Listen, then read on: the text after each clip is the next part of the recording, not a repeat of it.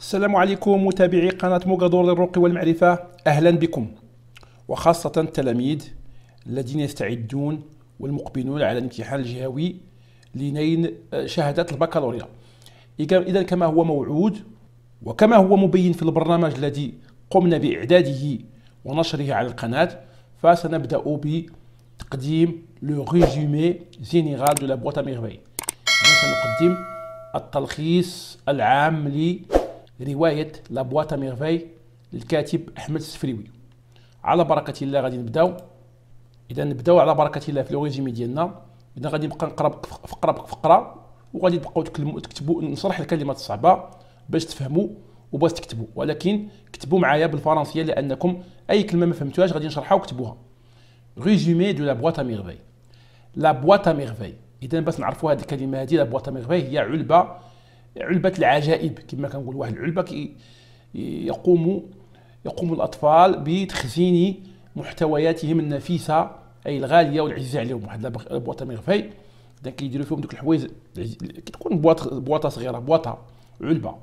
اي اون سيكسيسيون. إذا لا بواط ا ميرفي هي عنوان الرواية. إذا فهذا الرواية هذه لا بواط ا ميرفي est une succession de tableaux et de scènes qui racontent le déroulement quotidien de la vie d'une famille connue dans la vieille ville de Fès. لا بواط ا ميرفي كما قلنا هي واحد التتابع ديال اللوحات والمشاهد، تتابع. إذا كتقراو لا بواط ا ميرفي هو اون سيكسيسيون كما كنقولوا، واحد التتابع دو تابلو اي دو سين، دو تابلو لوحات ومشاهد كي راكونت تروي، كي راكونت لو ديغولمون. لو ديغولمون هو السير اليومي دو لا فيل دون فامي كوني دون لا فياي فيل.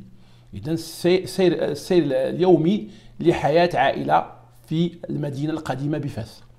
إذا لو ديغولمون كنقولوا السير اليومي لحياة دو لا في دون فامي كوني، معروفة، دون لا فياي فيل.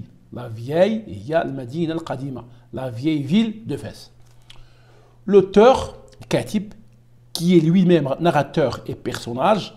donc l'auteur الكاتب هو نفسه الراوي والشخصية. الشخصية سيدي محمد. راكونت غادي نصرحوها مرة واحدة صافي. راكونت هو يروي أو يتحدث son enfance، طفولته alors qu'il n'avait que 6 ans. يروي عن طفولته عندما كانت عمره 6 سنوات. à travers un contraste évident entre les points de vue de l'auteur à un âge adulte et ses points de vue étant enfant. إذن هنا à travers un contraste، يعني بين تردد تارة بين les points de vue كما كنقولوا زاوية نظر الكاتب عندما كان كبيرا à un âge adulte وزاوية نظر الطفل. إذا فهو يروي من واحد زاوية نظر. إذا فهذه الزاوية هذه هنا الزاوية اللي الراوي كيشوف منها الأحداث. إذا بعض المرات كيروي كأنه وهو كبير، يعني كيروي بالعقل ديالو وهو كبير، وبعض المرات كيروي وهو صغير بالعقل ديال الطفل. إذا فهو يتخذ زوايا نظر مختلفة، كيروي لنا من هنا ومن هنا. تارة يتكلم، ملي كنقراو الروايات كنحسوا بأن الكاتب هو اللي كيروي يعني وهو كبير، وبعض المرات مرات أخرى يروي وكأنه طفل. إذن لو ليكتور القارئ بينيتر، إذن يقتحم واحد العالم تو اوسي سوليتير كونفيرمي دو نوراتور. إذن فالقارئ اللي غيقرا هاد لا بواط ا ميرفي بينيتر، يقتحم بينيتر دون ان موند، عالم ديال الوحدة والعزلة ديال الراوي، ديال الراوي qui nous sommes comptés comme véritable ami que la boîte à merveille.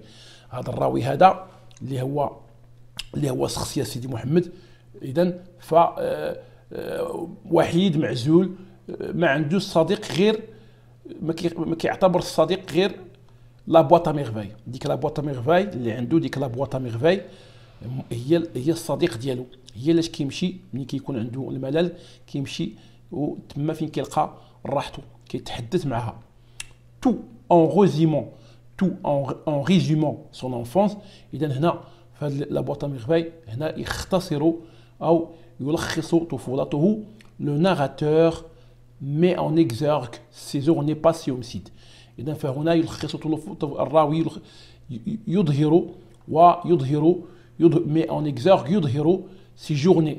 إذا يروي ويبين يعني يومياته في المسجد، يعني فين كيقراو في المدرسة القرآنية auprès du فقيه، et parle de la maison de دار الشوافة، كيهضر على الدار ديال دار الشوافة فين ساكنين، ainsi que وأيضا les habitudes de ses habitants وعادات سكان هاد الدار. Il fait également part du souvenir de fierté de sa mère. إذن كيروي ذكريات فخر أمه عندما تتحدث عن أصولها. Sa manie habituelle de passer rapidement du rire aux larmes. إذن يروي أيضا عن يعني طريقتها العجيبة أنها كتكون كتبكي كتضحك حتى كتولي كتبكي. إذن عندها واحد الطريقة عجيبة أنها كتكون كتضحك كتبقى تضحك بسرعة كتولي كتبكي. عندها واحد الطريقة التنقل من البكاء إلى du rire aux larmes, ainsi que sa maîtrise de l'art de compter des événements. ويروي أيضا عن أنها تتقن فن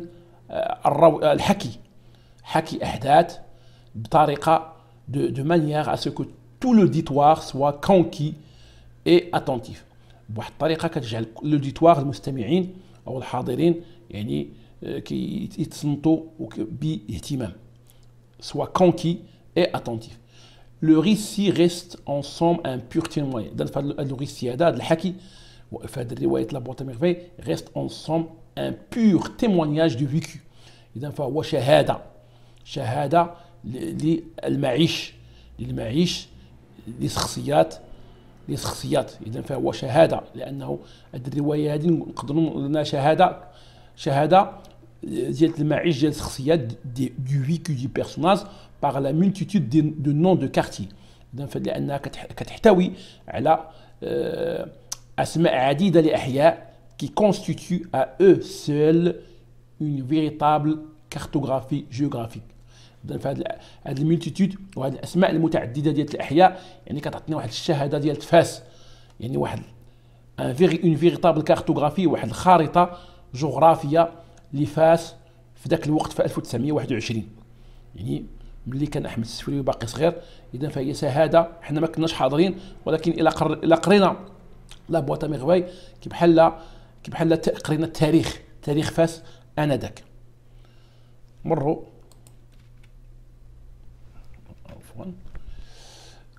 la boîte à merveilles représentait pendant tout ce temps un véritable réconfort. إذن هاد لا بواط merveille ديك العلبة العجيبة représentée pendant tout ce temps. دونك في ذاك الوقت من كانت عنده 6 سنين كانت تمثل في ذلك الوقت un véritable réconfort، واحد الأمان pour سيدي محمد اللي هو الشخصية سيدي محمد وهو الراوي في نفس الوقت. qui lui faisait appel à chaque fois qu'il avait des ennuis. إذن كان يلجأ لها وعندما تكون عنده مشاكل وهموم ويحس بالعزلة. Ensemble, l'auteur narrateur إذن فهو كاتب وراوي في نفس الوقت mène une vie heureuse avec ses parents. إذن فبالمجمل فالكاتب الراوي كانت عنده حياة سعيدة مع الآباء ديالو avec ses parents. mène une vie heureuse. Rien ne perturbe encore cette tranquillité.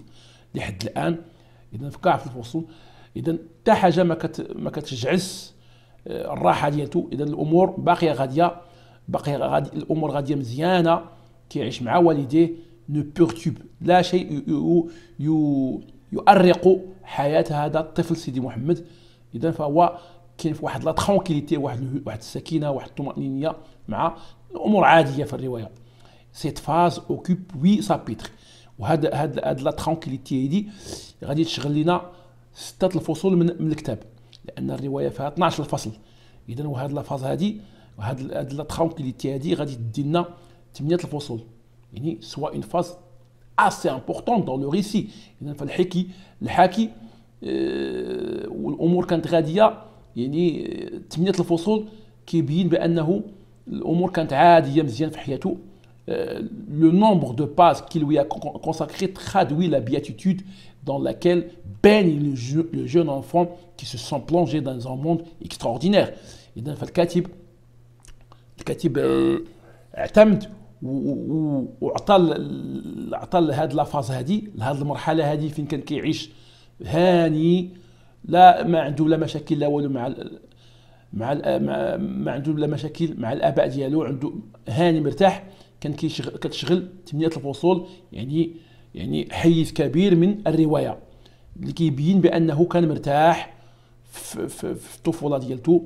اذا وكان في واحد العالم خيالي، لانه كان في ديك لابواطي مغربي كان عنده اشياء يعني بسيطه كي بحال كنقولوا بحال صداف، اشياء يعني اشياء حنا غنعتبروها تافهه، ولكن بالنسبه ليه هو كانوا شخصيات. ملي كيجبد شي مسامر وشي بينيسات وشي حوايج بساط، كان شخصيات بالنسبه لي كان كيتحدث معاهم. اذا فكان كيعيش في واحد العالم خيالي مرتاح، ما كاينش لا مشاكل لا والو. ليليمون بيرتورباتور دو ليستوار، ولكن غادي يجي واحد العنصر اللي غادي هاد لا ترونكيليتي هذا وهاد السير العادي ديال الاحداث غادي يقلبها راسا على عقب. اي هاد ليليمون بيرتورباتور دو ليستوار خصكم تعرفوه، ليليمون هو هذاك اللي كيغير الروايه، كيغيرها وكيبداو المشاكل. Et le fait de son père laisse tomber tout l'argent qu'il portait sur lui dans un souk et se retrouve par conséquent ruiné. إذا فالأب ديالو غادي يطيحوا ليه الفلوس في السوق، وراس المال كما كنقولوا غادي يطيح ليه السوق، راس المال ديالو كامل غيطيح ليه في السوق. إذا وغادي سا se retrouve par conséquent ruiné، سيصبح مفلسا ruiné. إذا هذا هو l'élément perturbateur. Son père laisse tomber tout l'argent qu'il portait sur lui dans un souk et se retrouve par conséquent ruiné. Alors, غادي يجيو les péripéties ملي كيكون لي بيرتورباتور، كيجيو دوك الاحداث المتسارعه اللي كيجيو من بعد ليليمون بيرتورباتور. يعني دوك المشاكل ديال كيفاش غادي يحل المشكل ديالو. هادي كيكونوا في جميع الروايات. فالروايه كتكون فيها ليطا انيسيال، الوضعيه الهادئه، الامر جميل، السير العادي ديال الاحداث. كيجي واحد ليليمون بيرتورباتور كيقلب الامور على راس عقب، وكيتصارعوا الاحداث، كيتسموا لي بيريبيتيس، ملي كيتصارعوا الاحداث في البحث عن الحل. اذا فلي بيريبيتيس سو ترادويز بار لا ناراسيون دو فواياج. اذا لي بيريبيتيس تتجلى في سرد سفر الاب على كومباني، غادي يسافر الاب الى الباديه وفين غادي يشغل واحد العمل شاق، غادي يخلي الورشه ديالته لانه فقد راس المال، وغادي يمشي يخدم في واحد العمل شاق فاتيغون اي ميليتون اي ميتيلون، عمل شاق ومتعب ومنهك afin de pouvoir récolter assez de sous pour se rétablir dans son atelier. afin de pouvoir باش يقدر يجمع شويه الفلوس دي سو pour se rétablir، باش يعاود يأسس يرجع يخدم في l'atelier في الورشه ديالو.